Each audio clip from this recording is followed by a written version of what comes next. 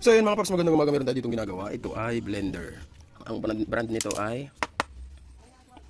ayan, Astron BL153 model, 1.5 liters. So ang issue nito, hindi na kayang umikot kapag may laman na ang ating blender. Mahina na. So mapapansin natin dito, mapapansin natin na ayan, kinalawang yung isang carbon. Ayan, may dalawang carbon sa gilid yan eh. Kaya pag sinasaksak nag-spark, medyo delikado na. So tingnan natin, tanggalin natin yung carbon para makita natin guys. Ayan. So yun guys, natanggal na natin ang kanyang carbon. Ayan, okay pa naman, malaki yung carbon nya. At yung kanyang armature, ayan, medyo talagang nagasgas na talaga siya, nangitim na. Kailangan natin itong linisin.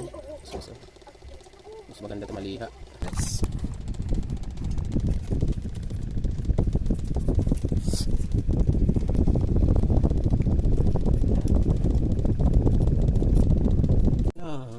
Ching ching ching ching ching ching turn away ching ching ching ching.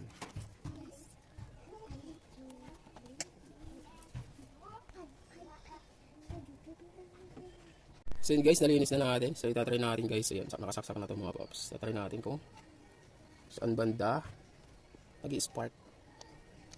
Ayun o. Sa bandang kaliwa. Ayun o. Sa kaliwa nag-i-spark. Yung kanan okay naman. Check natin. Kaliwa yung nag-i-spark.